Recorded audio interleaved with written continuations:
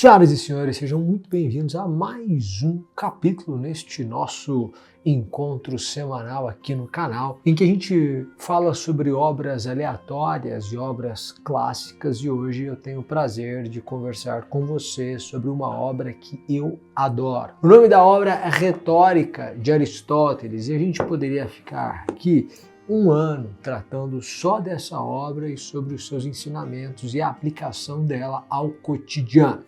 Mais uma vez eu lembro você o seguinte, que uma obra clássica é clássica porque atemporal, ou seja, ela é lida a qualquer momento, em qualquer época da história. Então, daqui a 200 anos, as pessoas lerão Retórica de Aristóteles e discutirão sobre ela. E há 200 anos as pessoas faziam isso. Há 500 anos as pessoas faziam isso. Ou seja, inegavelmente, nós estamos diante de um clássico. E é claro que eu não posso falar sobre tudo da obra, mas eu quero falar sobre um item da obra. A gente quer influenciar comportamentos. Retórica ou oratória, que para Aristóteles são sinônimos, expressões sinônimas, são nada mais do que a arte do discurso que visa a persuasão, que visa o convencimento. Ou seja, você quer induzir ou instigar alguém a adotar um determinado comportamento. Observação: qual a diferença entre induzir e instigar? Quando você induz, você faz nascer a ideia. A pessoa nem pensava nisso e você a induziu a pensar assim. Quando você instiga alguém, a pessoa já tinha este pensamento, mas você foi lá e apoiou este modo de pensar, você foi lá e deu todo o suporte para que aquela ideia se transformasse em realidade.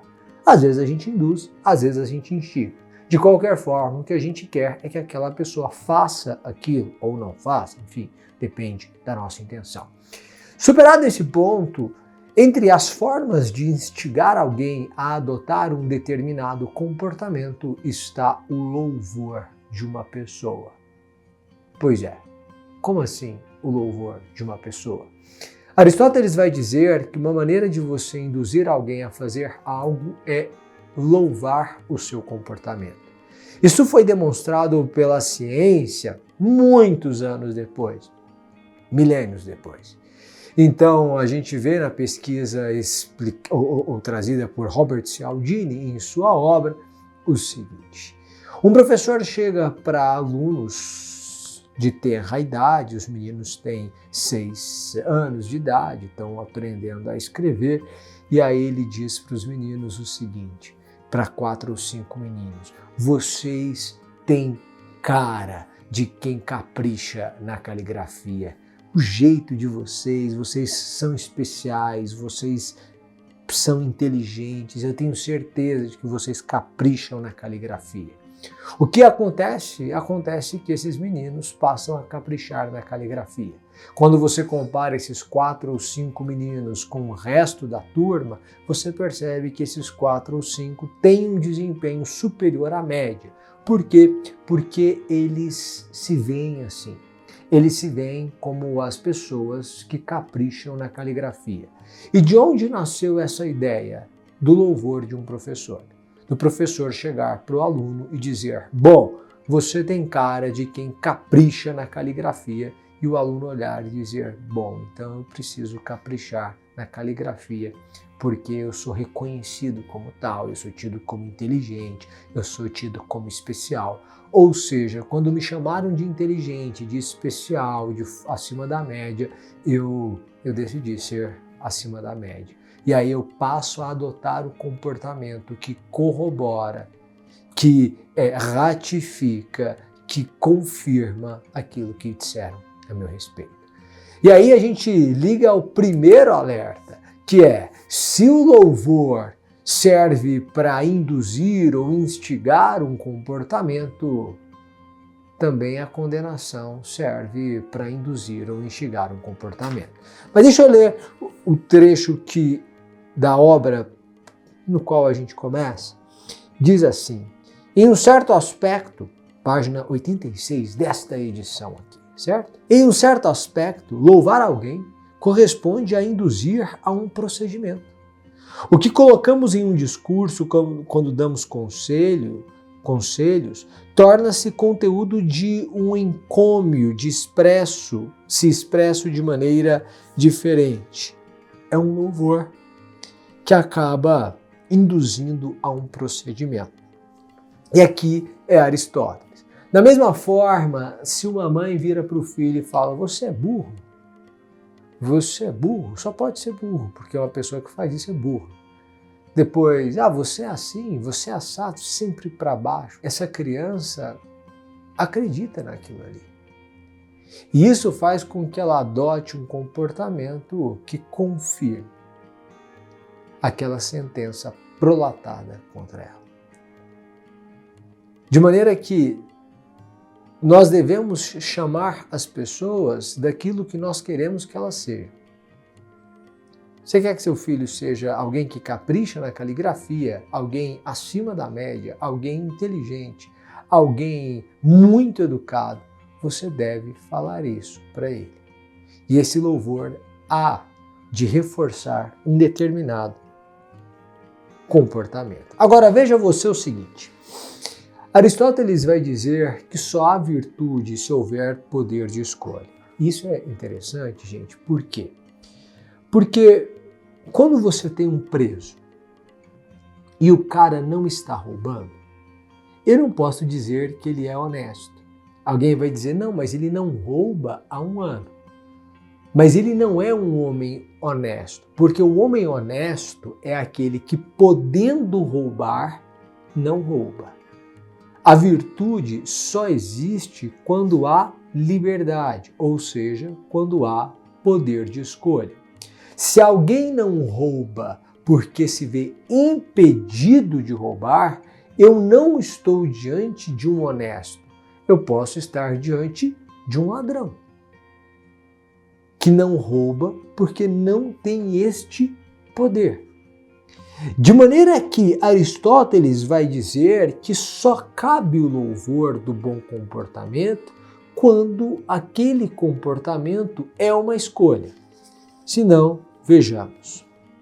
Ora, uma vez que louvamos alguém pelo que efetivamente fez, boas ações se distinguem das demais por serem objeto de escolha. É preciso tentar demonstrar que seus atos estão baseados em escolha. Se não há escolha, não é um bom ato. Por quê? Porque, na verdade, não há virtude. Não há virtude. O louvor é um discurso que exibe a grandeza da virtude. Logo, é preciso mostrar que os atos são bons produtos da virtude, diz Aristóteles. Gente, é o seguinte: se não houver escolha, não há o que louvar. Não há o que louvar. E eu acho que a gente precisa entender isso para dar prêmios para quem merece o prêmio,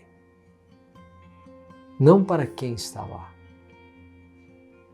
Nós precisamos louvar, elogiar, falar bem daquilo que merece.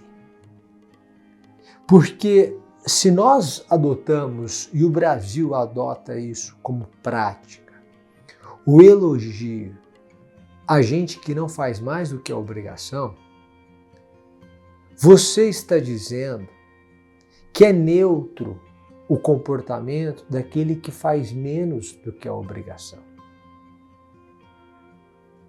Se eu premio quem está com o trabalho em dia,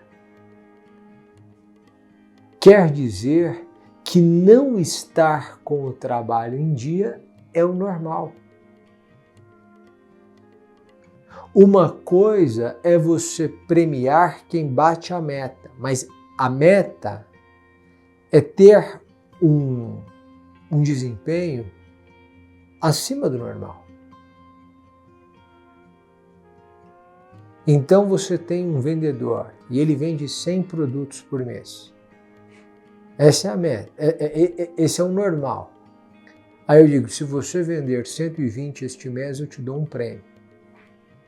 Então, quando ele vende 120, eu estou o agraciando, o elogiando, o premiando por ter tido um comportamento acima da média e não na média. Por quê? Porque se ele fizer menos do que isso, ele vai ser demitido. Então ele não tem escolha. Deu para você entender por que a virtude se manifesta na escolha?